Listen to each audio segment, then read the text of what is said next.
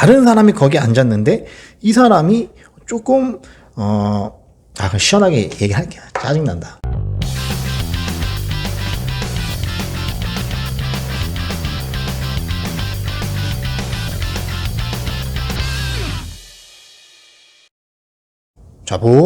여러분 안녕하세요. 오박사입니다. 자, 날씨가 매우 추워요. 영하 막 10도 내려가는데 우리의 마음만은 따뜻하게 가져가야 될 것 같은데 무슨 말이지? 어쨌든 12월 배당 기준일이 다가오면서 배당주에 대한 기사들이 경제신문이나 뭐 일간지나 뭐 많이 나온단 말이에요. 유튜브나 블로그도 마찬가지고. 그래서 뭐 다 좋은 말들인데 제가 이제 잠깐 저희 생각을 말씀드릴게요. 사실 뭐 추천도 아니고 그냥 내가 갖고 있다는 거니까 뭐 장점도 있고 단점도 있고 다 말씀드리면 여러분들이 판단하시기 바랍니다. 또 오늘 약간 자, 기사 제목이 어디 갔지? 여기 있다. 조선일보 기사인데 연말 배당주 타이밍 나도 5% 따먹어볼까? 야, 이거 기사 제목이 안 그래도 이 리플들 보면은 많이 지적을 하시는데 기사 제목 갖고 제가 뭐라 할 건 아니고 여기 리스트업된 기업들을 보면은 매년 그래왔어요. 진짜 10년 동안 그래왔어요. 뭐냐면 단순히 이 종가랑 뭐 전년도 배당금이랑 요거 기준으로 해서 나눠가지고 많이 주는 거, 배당 많이 주는 걸로 이 리스트업을 쭉 한단 말이에요. 그래서 위에서부터 나오지. 보면은 뭐 현대중공업지주, 하나금융지주, BNK 금융지주, 기업은행, JB, 우리은행 금융주들이 쭉 리스트업이 많고 현대중공업이 좀 뭐 특이하게 지주로서 좀 위에 있고. 아래 또 보면은 뭐 삼성증권, 신한지주 5% 넘는 것들 다 이제 금융주들이 포진되어 있는데 요거는 사실은 투자를 조금 하시는 분들은 감을 잡고 계시겠지만 요새 금융당국에서 배당을 이렇게 뭐 쉽게 뭐 주는 것보다는 좀 갖고 있어라, 뭐 스트레스 테스트 하겠다, 뭐 요런 말들이 좀 많아서 제가 말씀드리고 싶은 건 뭐냐, 단순히 당장 배당을 뭐 얼마를 주느냐 이것도 중요하지만 영속성을 봐야 돼요. 영속성을 봐야 되고 배당이 어디서 나오는가. 배당이 이 사이버 머니가 아니지 않습니까? 왜냐면 배당은 여러분들의 계좌에 3월, 4월에 현금으로 입금이 된단 말이에요. 예수금으로 들어갈 거란 말이에요. 현금이란 말이에요. 여러분들이 진짜 뽑을 수도 있는 캐시란 말이에요. 그러면 회사 입장에서는 캐시를 내보내는 건데, 그렇다면 이게 어디에 기반해서 배당의 영속성을 볼 거냐가 중요하겠죠. 그렇다면 여기에 보이는 단순히 영업이익, 순이익으로는 한계가 있어요. 회계상의 이익으로는 그 회사의 이 현금 창출 능력과 현금 배당 지급 능력을 100% 파악하기에는 좀 한계가 있습니다. 그러면 뭘 봐야 되냐? 현금 흐름을 봐야 돼요. 현금 흐름. 그렇지 않아요? 내 통장에 돈이 일단 찍혀야 그걸 남들한테 주던가 말던가 할 거 아닙니까? 그래서 현금 흐름을 봐야 되는데 이 금융지주들은 제 기준에서는 뭐 뛰어난 분들은 뭐 다르겠지만 제 기준에서는 현금 흐름 파악이 엄청 어려워요. 은행도 어려운데 이게 지주사라서 합쳐져 있단 말이에요. 금융회사들이 합쳐져 있어서 이 정말 현금 흐름을 파악하기 좀 어려워. 그렇다면은 이해하기 쉬운 쪽으로 좀 내려가자. 그러면 사실은 여기에 리스트업 항상 매년 되는 기업들 중에 하나가 이제 지주사 좀 빼고는 뭐가 있냐면 이제 KTNG 이런 애들이 이제 뭐 정통적으로 나온단 말이에요. KTNG 나오는데 KTNG가 사실은 지금 인식이 ESG 평가다 뭐다 해가지고 국내외 막론하고 해외도 마찬가지고 담배 산업 자체가 그렇게 매력적이지가 않아. 쓰레기 같아 보이고 뭔가 인류한테 해를 끼칠 것 같은데 이 주주들 입장에서는 사실은 현금 흐름을 그냥 진짜 특히 내수담배 같은 거 있죠. 내수담배가 이게 점유율이 거의 65% 거의 다 됐거든요.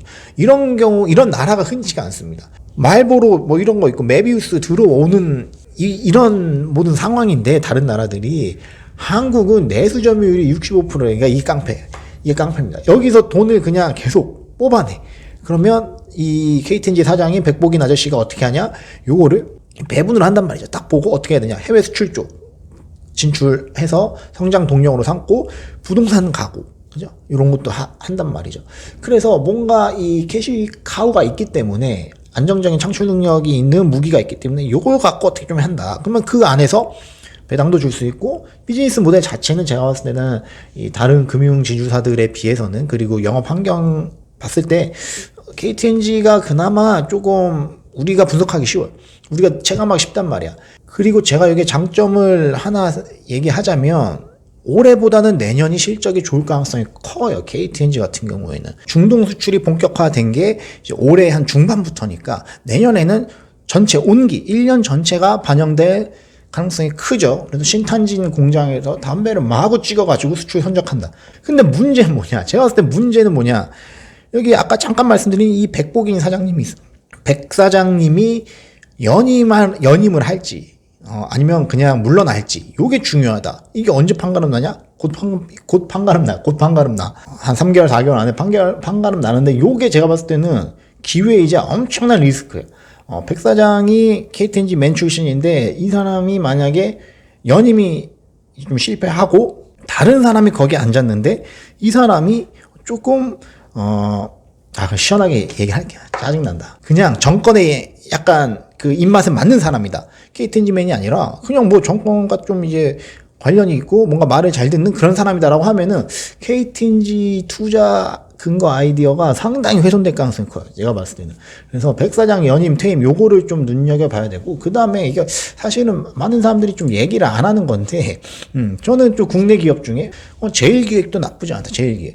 왜냐면 이게 사실은 장점이자 단점이 뭐냐면 이 광고 회사잖아요. 메인 클라이언트가 누구겠어요? 삼성전자 아닙니까? 삼성전자.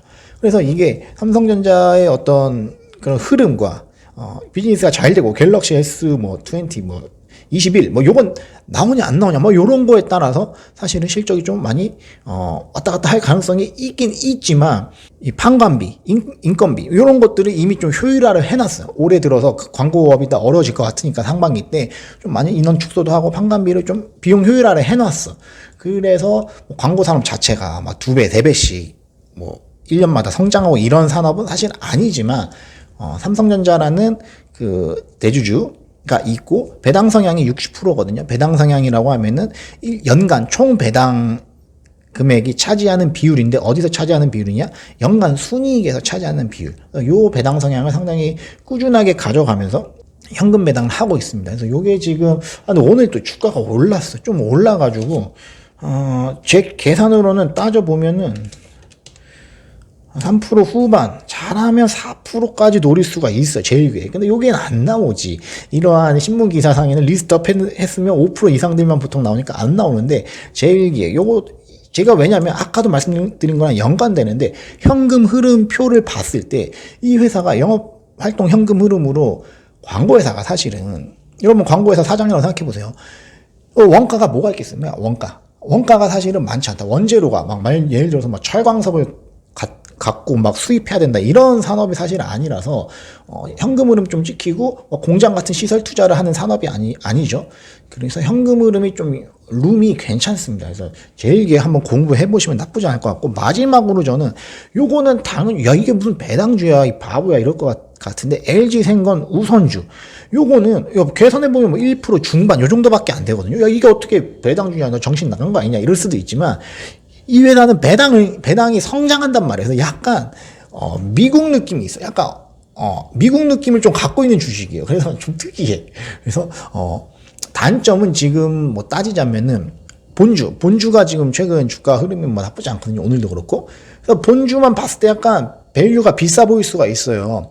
시총이 24조, 5조 이렇게 된단 말이에요. 근데 아직 순이익이 2조, 3조씩 지키는 게 아닌데 25조 이렇게 되면은 비싸 보일 수가 있단 말이에요. 그런데 이 회사는 제가 봤을 때 사실은 이익으로만 보면 안 돼. 이 회사에 만약에 여러분이 지분 100% 갖고 있으면 뭐까지 갖고 있는 거냐? 브랜드를 갖고 있다. 브랜드를 갖고 있는데 이 화장품 브랜드의 가치가 얼마인지 여러분이, 저도 그렇고 평가가 쉽지 않습니다.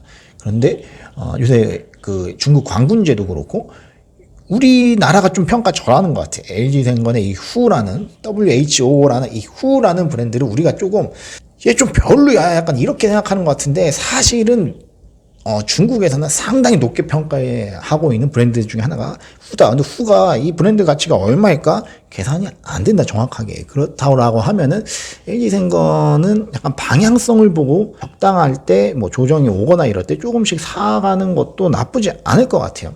사실 우리나라가 수출 국가라고 하지만 수출할 수 있는 물건이 그렇게 우리 생각보다 엄청 많지가 않아요. 특히 잘 되는 수출 품목이 생각보다 그렇게 엄청 많지가 않고, 거기서 더더욱 더 따지고 들어가면 수출이 잘 되는데 이게 꾸준하게 좀 잘 팔리고 심지어 성장하는 애들은 별로 없어요. 자동차 반도체 수출 뭐 철강도 그렇고 막 먹여 살리고 있지만 우리나라를 이게 다 사이클을 타는 주식들이 그러니까 기업들이란 말이에요.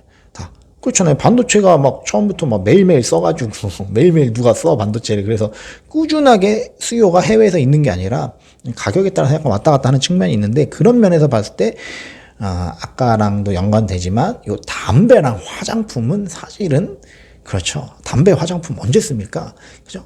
따지고 보면은 경기 흐름과 그렇게 크게 연동이 엄청 되진 않으면서 꾸준하다. 그러면 2020년대 승리 자산의 뭐 엄청 드라마틱 수익률 막 10배씩 이렇게는 가지 않을 거지만 10년 동안. 그런데 이런 주식은 사서 막 패가망신했다 이러진 않겠죠. 그래서 저는 어쨌든 요약을 드리면 마치 뭐 지렁이 떨어진 것처럼 이 배당주 기사들이 막 나오는데 매년 그래 왔거든요. 그런데 여기 단순히 리스트업된 거 보고 야 뭐 저기가 저 지주사가 6% 이상 준대. 그럼 지금 사면은 뭐 12월 지금 16일이니까 와 이거 뭐 10일 만에 6% 버네.